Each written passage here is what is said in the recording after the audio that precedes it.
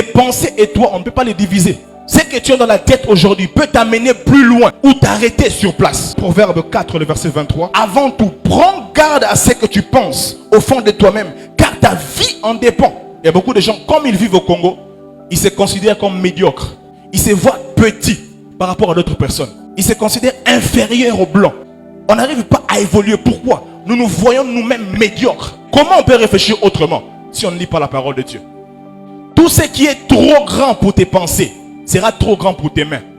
Tu ne peux pas avoir une voiture si pour toi avoir une voiture c'est impossible. Tu ne peux pas avoir une maison si pour toi dans tes pensées avoir une maison c'est impossible. Vos pensées peuvent créer des possibilités illimitées pour vous. Même si tu n'as pas fait des grandes études, mais à cause des pensées, tu peux aller loin. À cause des réflexions, tu peux bouger ta vie. Tes pensées peuvent t'amener loin. Alléluia. Vous savez, lorsqu'on était en Russie, on avait une amie qui nous disait toujours: je ferai un site en ligne. Voilà, un site en ligne, tout le monde négligeait ça. Et s'y battait. Elle a créé son site en ligne. Elle a commencé à gagner de l'argent. Comment elle fait? Elle avait une idée. Penser. Lorsque nous on négligeait cela, elle créait dans sa chambre des pensées. Elle pensait pour faire des choses. Jusqu'aujourd'hui, ça existe. Qu'est-ce que tu es en train de projeter en 2022? Alléluia. Qui veut réussir cette année? Tu dois combattre les ennemis de ta pensée. Est-ce que c'est possible? Est-ce que c'est faisable? Avec Dieu, nous ferons des exploits. Les exploits commencent dans la pensée. Et si tes pensées sont combattues, comment tu feras des exploits? Voilà pourquoi un chrétien ne peut pas être réceptif à toutes les pensées négatives. Non! Tout ce qu'on te dit, Congo, ça passe, il faut te commenter, ça passe. Il faut te voyager, oui, il faut te voyager. Pendant son bongo, il faut que France, il faut te quitter. Donc, on a accepté ces choses. Voilà pourquoi on n'arrive même pas à réfléchir comment réussir ici. J'ai vu un Russe en train de me demander, donne-moi. J'ai compris directement que même dans ces pays-là, des gens souffrent. La réussite ne dépend pas d'un territoire quelconque, mais ça dépend d'une réflexion profonde.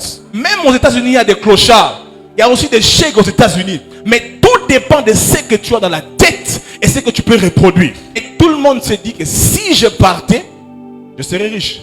Si je partais, j'aurais un bon travail. Oui, l'Europe, c'est mieux qu'ici. Mais tu peux réussir mieux qu'ici qu'en Europe. Il y a des gens qui n'aiment pas aller en Europe parce qu'ici, ils se retrouvent mieux. Nous devons bien aimer arrêter d'accepter les pensées collectives de tous les Congolais. Pour réussir, il faut d'abord Ngunda. Tu laisses d'abord tes enfants, Ngunda, après 10 ans au Bengi Bango. Non! Commençons à réfléchir comment faire pour nous installer ici et réussir.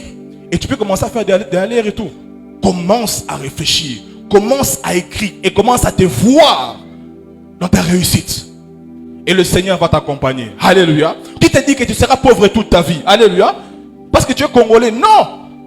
Tu peux réussir en tant que Congolais. Tu peux changer de vie en tant que Congolais. Mais tout ce qui te reste à faire, c'est commencer à changer d'abord ta mentalité.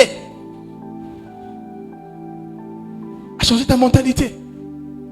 Vous savez, on a fait une discussion une fois avec ma tante en Allemagne. Congo, vous souffrez, vous maigrissez. Oh, qui te dit que moi je souffre?